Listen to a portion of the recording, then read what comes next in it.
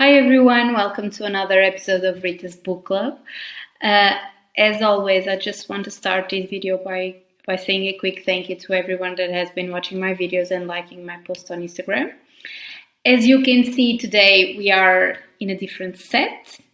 There's no bookcase behind me, but I couldn't do the video while I was at home, so I wanted to share with you this one.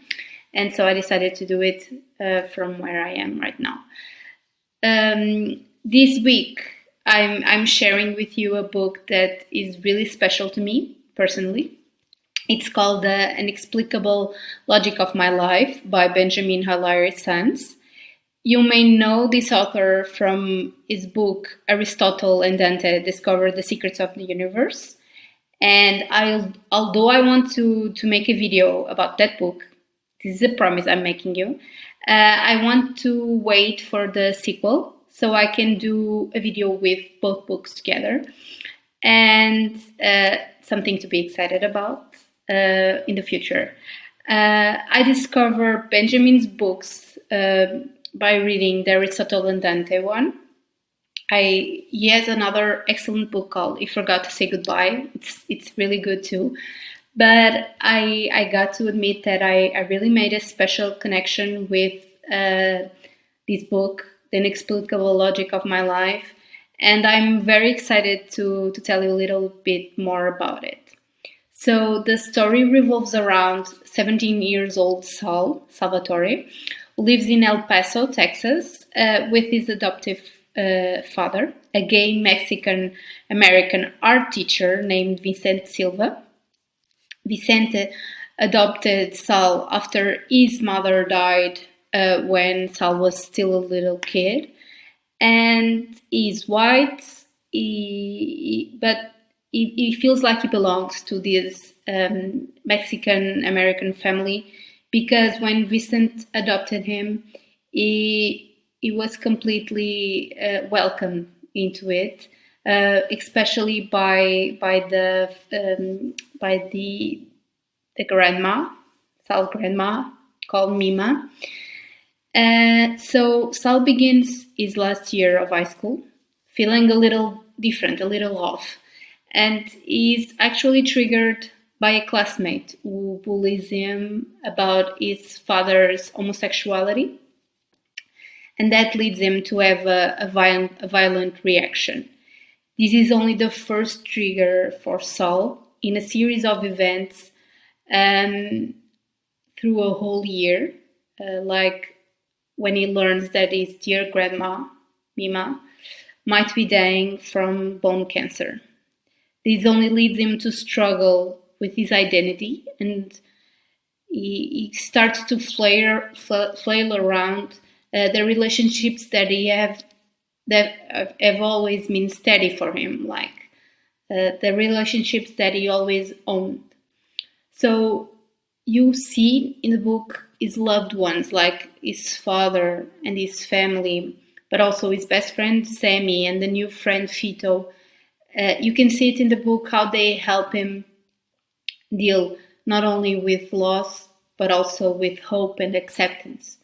They kind of form this unconventional family that will always be there for each other, even in the bad moments, not only the good ones. So I really liked how the whole book was written through a whole year in Sal's life. I think it helps us as readers to see the ups and downs of his life and the crises that lead him to grow as an adult and as a person. Even the things that he has to deal with from the past that he always thought they were resolved, like the death of his mom. And he's completely triggered by Vicente giving him a letter that she wrote to him before she passed away. And he doesn't want to open it. He doesn't want to know the truth because he is afraid of it. So I think it's beautiful to see his whole journey and all the moments, the key moments that led him to the end of the book, so to say. One of the characters that I think stood out to me more after Saul was actually his father, Vicente. I think that the pure love and a positive influence he provided not only to Saul, but also to Sammy and Fito was truly beautiful. It showed a positive father figure who was kind and supportive while also struggling in his own love life, and you can see struggles of still dealing with the sacrifices he had to do in the past to be a father to Sal. So I think it was really lovely to see this connection and these characters, Vincent with Sal, but also a very special one to me was Sal's connection with his grandma and the unconditional love she actually had for him, even though Sal was adopted and not her own blood. Personally, the hardest parts for me to read during the book was actually these moments. Grandparents make me super emotional, and I have to confess that many tears were shed in the back of a bus while reading some emotional moments, especially at the end of the book. All in all, I think it's just such a beautiful book for all of us to read.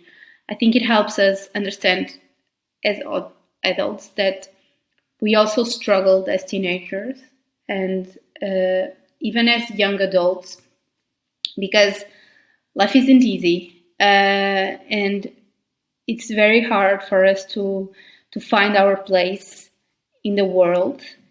And I think it's a beautiful journey of learning to accept yourself and to learn to believe in yourself and in the support systems that surround you. The people closest to you might also be the most important ones. So I think it's just a beautiful story.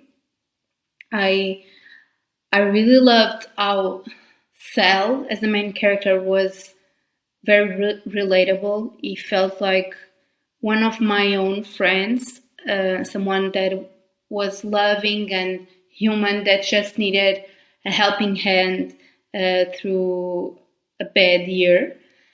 But also I want to give a quick shout out to another character, Sammy, because I felt like she was more than a side character. Sal describes her as brilliant and vulnerable, and through the book you see how she learns and evolves as a character from her own mistakes. And I think it's very positive when we have a female character that is more than just either a side character or the romantic counterpart to the main one. So I think it was really good to have Sammy here, like a bit as a balance to Sal's struggles. I personally will give this book a 9.5. I really liked it, and it made me cry a lot, but also it made me laugh in a lot of moments. I think it's more than a beautiful story. I keep saying it's a beautiful story, but I think it's more than that. It's a very realistic one. It's very relatable, and it's very easy to identify with the characters, because I think a lot of us personally have struggled or dealt with some of the issues that the author mentions. So let me know your thoughts about the book. Have you read it? If you haven't read it, what did you think of this video? And as always, if you liked the video, please leave me a like, a comment, subscribe to my channel. You can also follow me on Instagram at Rita's Book Club for more content. And just thank you so much for watching, and see you next week. Hopefully with my bookcase behind me. So happy readings.